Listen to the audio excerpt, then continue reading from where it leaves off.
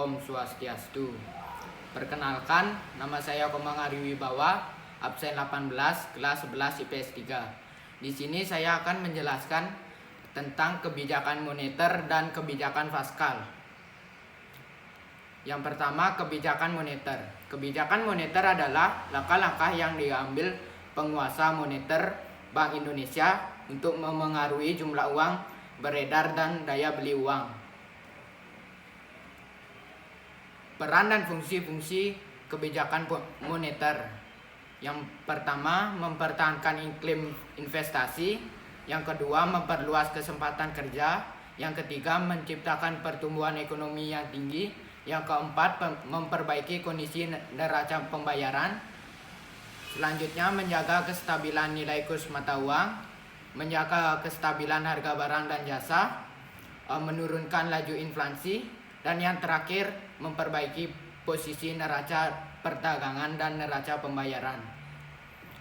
Selanjutnya, jenis-jenis kebijakan moneter. Kebijakan moneter ekspansif atau easy money policy atau politik uang longgar. Kebijakan untuk meningkatkan permintaan agregatif sehingga dapat menaikkan pendapatan nasional atau produksi nasional dan berakibat terjadi kenaikan harga inflasi.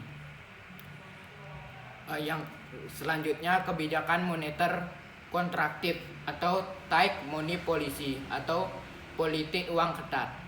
Kebijakan untuk meningkatkan penawaran agregat sehingga dapat menambah produksi barang atau jasa nasional dan berakibat terjadi penurunan harga-harga deflasi.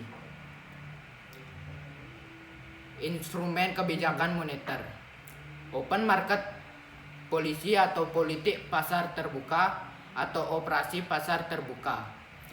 Kebijakan bank sentral untuk menambah atau mengurangi jumlah uang beredar dengan cara menjual atau membeli surat-surat berharga milik pemerintah. Instrumen kebijakan moneter. Selanjutnya, tingkat bunga diskonto atau diskon rate. Kebijakan bank sentral dalam pengaturan jumlah uang yang beredar dengan memainkan tingkat suku bunga. Selanjutnya, rasio cadangan wajib atau reserve requirement ratio. Kebijakan bank sentral untuk menambah atau mengurangi jumlah uang beredar dengan cara menaikkan atau menurunkan cadangan minimum yang harus dipenuhi bank umum. Selanjutnya, imbauan moral atau moral persuasion. Dengan imbauan moral, otoritas moneter mencoba mengarahkan atau mengendalikan jumlah uang beredar. Misalnya, Gubernur Bank Indonesia dapat memberi saran agar perbankan berhati-hati dengan kreditnya. Selanjutnya, kebijakan kredit selektif. Kebijakan yang dilakukan oleh pemerintah dalam pemberian atau tidaknya suatu kredit. Selanjutnya, kebijakan fiskal. Kebijakan fiskal adalah kebijakan penyesuaian di bidang pengeluaran dan penerimaan pemerintah untuk memperbaiki keadaan ekonomi. Tujuan dan peran kebijakan fiskal. Yang pertama, menurunkan tingkat inflasi.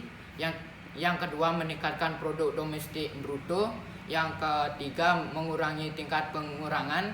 Yang terakhir, meningkatkan pendapatan masyarakat. Selanjutnya, instrumen kebijakan fiskal.